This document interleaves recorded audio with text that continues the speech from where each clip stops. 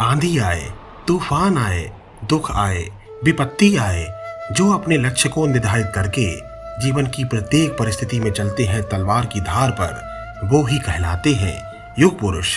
आज के इस वीडियो के माध्यम से हम बात कर रहे हैं हमारे पूज्य गुरुदेव प्रातः स्मरणीय परम पूज्य श्री प्रेमानंद महाराज जी के जीवन की उन कठिन परिस्थितियों के बारे में जिसको आज के युवा जीने का सोचना तो दूर, उसे सोचकर ही घबरा जाते हैं।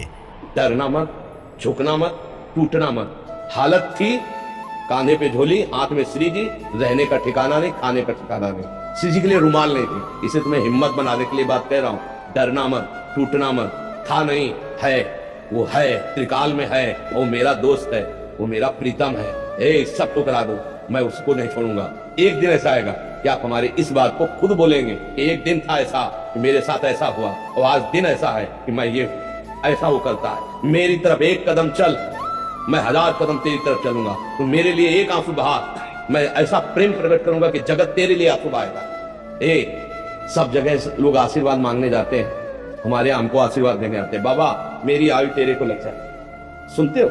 हजारों माता बहन नौजवान, महाराज जी मेरी आयु आपको। ये क्या है? मेरे प्यारे का प्यार। अब ये बात कौन कहता है? अत्यंत प्यार करने वाला कहता है, नहीं कहता है। हजारों रूपों में मेरा प्रभु प्यार कर रहा है। क्यों?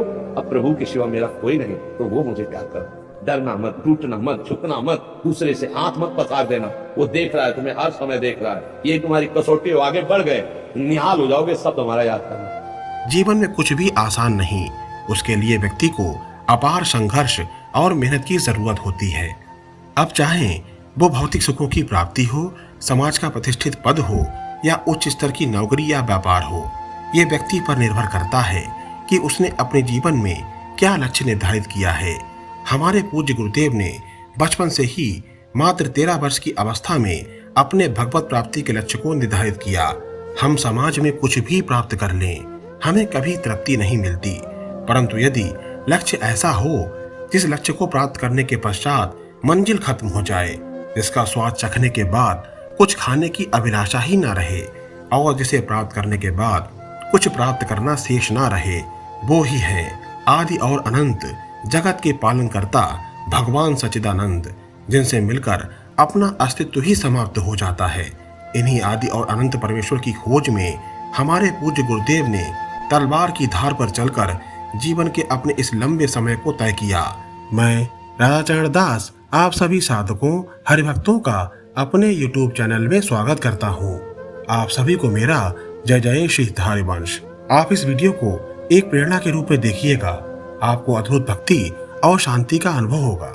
बचपन से ही भगवत कृपा द्वारा मन और मस्तिष्क में जागृत विभिन्न प्रश्नों के उत्तरों का समाधान खोजने मात्र 13 वर्ष में ही घर का त्याग कर वैराग्य धारण कर लिया। जीवन में जब माँ बाप, भाई बहन, रुपया पैसा स्थायी नहीं है, तो हम इनके पीछे क्यों भाग रहे हैं? तो जो स्थायी है हमें उसे ही प्राप्त करना चाहिए।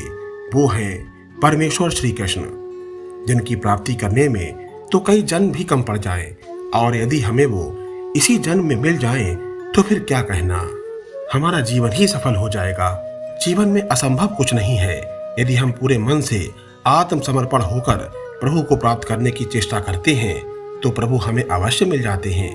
महाराज जी स्वयं अपने जीवन के उन कठिन दिनों को याद करके बतलाते हैं कि कैसे उन्होंने अपने जीवन के अपार कष्टों को सहा, परंतु तनिक भी विचलित नहीं हुए। कांप जाते हैं कभी कभी जो अपने जीवन की सोचते हैं कि भगवान कैसे रक्षा की, भगवान कैसे निकाल के लाए। जैसी हम लोगों की रहनी भगवान ने रखी, तो तुम सोच नहीं सकते हो। कई कई दिन भोजन ने, भीषण सर्दी में गंगा के किनारे 3 बार गंगा स्नान करना, कभी जुकाम भी नहीं हुआ। और बड़ा मतलब यार भाग जाएंगे, वो कसौटी कस दी जाए तो भाग जाएंगे।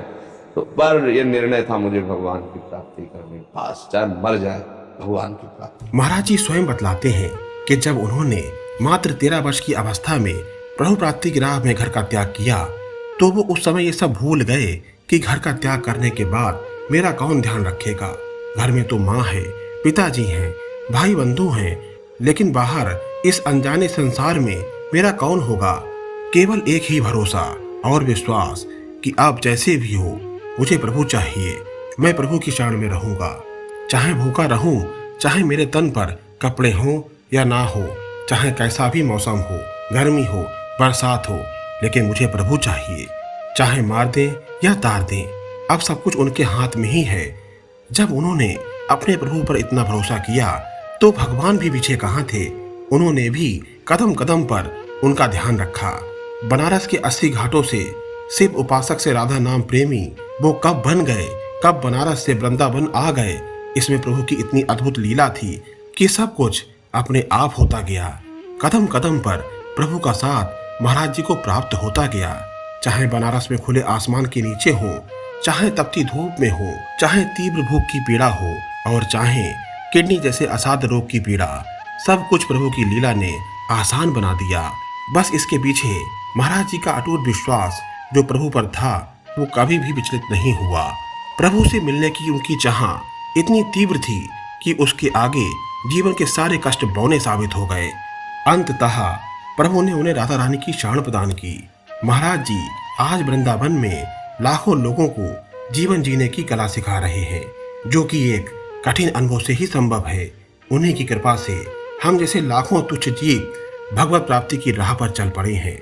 वास्तव में इस युग के वो युग पुरुष हैं। धन्य है ऐसी धरा, धन्य है ऐसे माता पिता जिन्होंने ऐसे महान युग प्रवर्तक को जन्म दिया। महाराज जी अपने उन कठिन दिनों को याद करते हुए स्वयं बतलाते हैं कि एक भी रुपया नहीं था मेरे पास, खाने तक को नहीं था मेरे पास। हम तो भिक्षुक थे, कोई पानी देने वाला तक नहीं था, क्योंकि किडनी फेलियर था, और किडनी फेलियर बाबा जी से भला कौन प्यार करेगा। यदि एक भी रुपए की जरूरत होती थी तो दूसरों का मुंह देखना पड़ता था, और जब जरूरत पड़ी तो मालिक की व्यवस्था देखो। आज आश्रम में सैकड़ों जवान बच्चे सेवा में हैं। एक पानी पिलाता है, दूसरा मुंह पोंछता है, तीसरा पंखा करता है। ये सब क्या है? ये सब उन लाडली जो की ही व्यवस्था है। जब तक अपने बल से सोचा तब तक कुछ न था, और जब सब कुछ उनके ऊपर ही छोड़ दिया कि हम तो गरीब बाबा जी हैं, हमारा क्या है, ना एक रुपया है हमारे पास और न कुछ और, ऊपर से किडनी फेल है। अब जो प्रभु करे वो ही जाने। तब देखो वो ही हजारों हाथों से दुलार करते नजर आ रहे हैं। ये जो आप देख रहे हो ना, ये सब मेरी लाडली की कृपा है।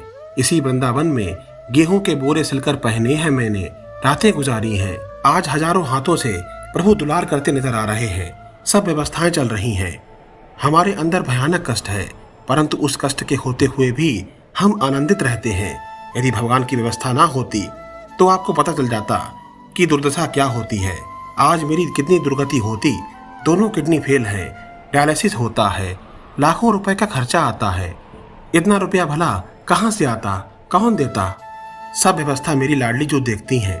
हमने बचपन से किसी जीव को कष्ट नहीं दिया, तब ये मेरी दशा है, क्योंकि ये सब मेरे हिसाब में है। बस प्रभु ने ही हमें इस कष्ट से बचा रखा है कि इस कष्ट का अनुभव हमें नहीं होता। यह हमारा आखिरी रजिस्टर है और बस खेल खत्म। आपको ये वीडियो कैसा लगा कमेंट करके अवश्य बताइएगा। यदि आपको हमारे वीडियो अच्छे लगते हैं तो कमेंट में श्री राधा वल्लभ श्री हरिवंश अवश्य लिखें। चैनल को लाइक करें, सब्सक्राइब करें और शेयर करें। हम आपके लिए आध्यात्मिक वीडियो बनाते हैं और आशा करते हैं कि आप इन वीडियोस को देखकर अवश्य ही आनंदित होते होंगे। यदि आपको महाराज जी के जीवन के विषय में या किसी अन्य आध्यात्मिक विषय पर कोई अन्य वीडियो चाहिए तो कमेंट करके अवश्य बताएं। हम अपनी ओर से पूरा प्रयास करेंगे कि उस वीडियो को बनाकर आपके समक्ष प्रस्तुत करें। मिलते हैं एक नए वीडियो के साथ। तब तक के लिए आप सभी को इस दास का जय जय श्री हरिवंश।